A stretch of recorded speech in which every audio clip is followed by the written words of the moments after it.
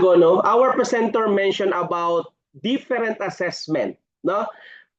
Because creating a variety of exam question types, such as multiple choice, no, essay, true or false, and matching type, requires a strategic approach, no, to ensure that they accurately assess students' understanding and skills. In crafting your multiple choice exam, no, number one, we need to focus on one concept per question, because we need to design each question to assess a specific idea or concept and avoid overly complex or compound questions that could confuse your student. Use plausible detractors. No? Make sure the incorrect option o yung distractors are believable and based on common misconception, which can help, no, determine if students truly understand the materials. But as teacher, we need to avoid tricky wording. No? Write question with straightforward language and avoid using double negatives like all of the above or none of the above, which can add confusion rather than test understanding.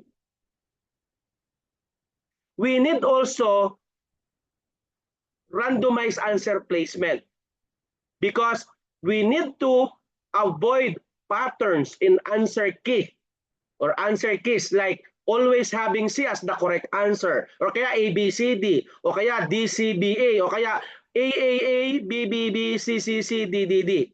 No? We need to randomize answer placement. And we need to apply a real-life scenarios. No? Frame some questions in real-world context relevant to the course, which requires students to apply their knowledge. Okay? This is for multiple choice. My advice for essay question, no? Clearly define expectation po, mga teacher.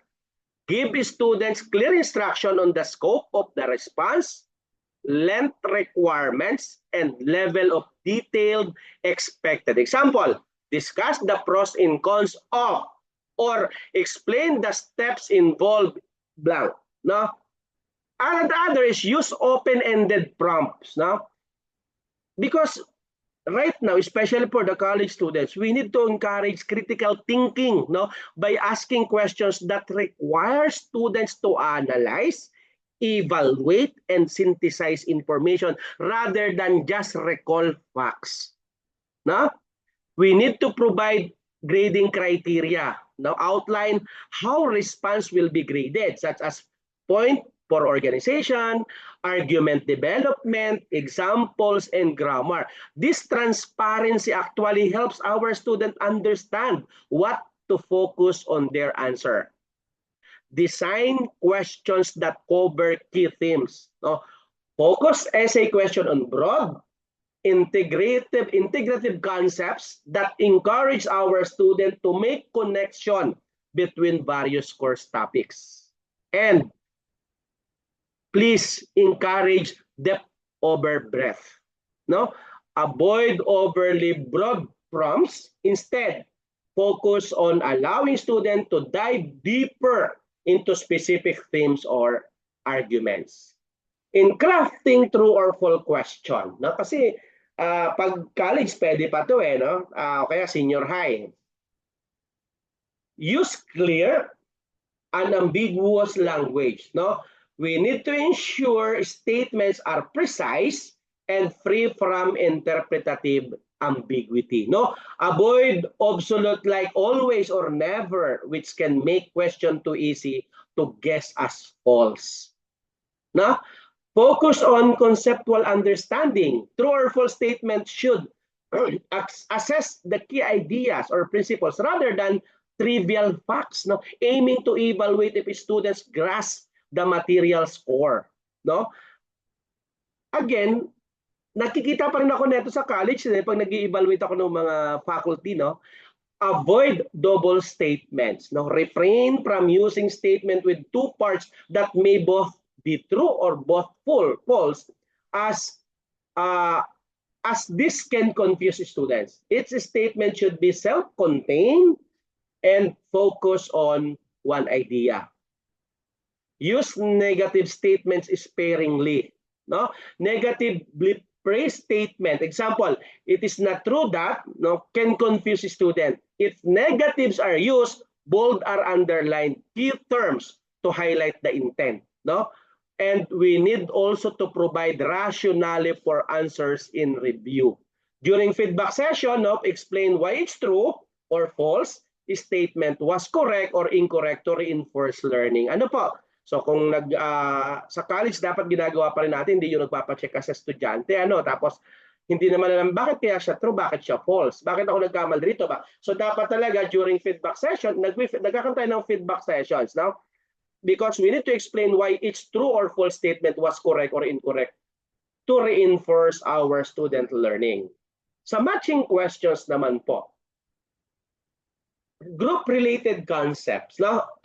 Design matching items around themes or related categories to avoid confusion. Let's say, for example, match terminology with definition, concepts with example, or dates with events. No? Limited the number or option. No? Aim for around 5 to 10 matching pairs per questions to avoid overwhelming students. No, provide a few extra options to make the task more challenging. No, keep terms and definitions short because the option should be concise and direct, especially, no, when matching list of terms with descriptions. Teacher, we need to avoid exact phrasing. Ensure the match does not include exact wording from the definitions. Ano po? Mag-rephrase naman tayo as professor, no? As this make guessing easier, no? Encourage students to think critically about the matches. And of course, as always, as I mentioned, kahit ano po yung klase ng test, no, use clear instruction, no? Specify if each question can only be used once, or if some questions may apply to more than one question to avoid misunderstanding. We have, of course, the short answer and fill in the blank question, right?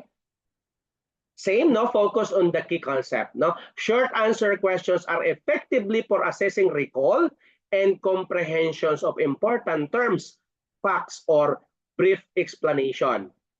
Be specific in prompts. No? Provide clear guidelines on the type of response expected. For instance, if students need to give a date, clarify that so they don't elaborate unnecessarily. No? Limit the length of responses. No? Frame questions that prompt concise responses, which makes grading more straightforward and focuses on key facts. No? Avoid vague or broad questions. To ensure that the questions is specific enough that there's a clear correct answer and avoid phrasing that could be interpreted in a multiple ways. Now, allow for variation in responses, particularly with fill in the blank. As I think, teacher, no, we could able to consider as acceptable alternatives or common synonyms, no, as a student may interpret the question slightly differently. Kung parehas naman ang ibig sabihin, consider natin. Ano po, hindi yung bookish ka. Kung ano nasa libro, ito ang ano dapat ito. Pero kung same ang concept, same ang ibig sabihin, critical, important, parehas na yun na. Critical siya, critical na kailangan, so important siya. Yung mga ganon. Now, another is the case studies or scenario-based question. No? Mahilig tayo sa ganon, lalo sa graduate school. You need to provide detailed scenarios. No? For in-depth applications question or application questions, we need to provide a comprehensive case or scenario allowing students to apply their knowledge contextually. No? Design multi-part question. No? Break down the scenario into specific parts. Example, no? Identify the problem, suggest a solution, explain rationale, no? To encourage our student critical analysis. So, encouraging critical analysis. Assess application and analysis. This type is the best for evaluating students' ability to apply concepts, as they'll need to demonstrate understanding in a real-world context. No? Encourage evidence-based answer. No?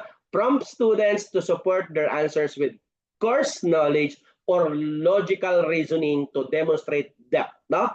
And lastly, create relevant, relatable scenarios, no, sa grad school, no, if possible, base scenarios on situation that students may encounter in their field, which increases engagement and realism. I believe, no, by applying these these strategies, no, exam can be designed to assess a broad spectrum of skill and knowledge, from foundational recall to advanced critical thinking. Okay? So,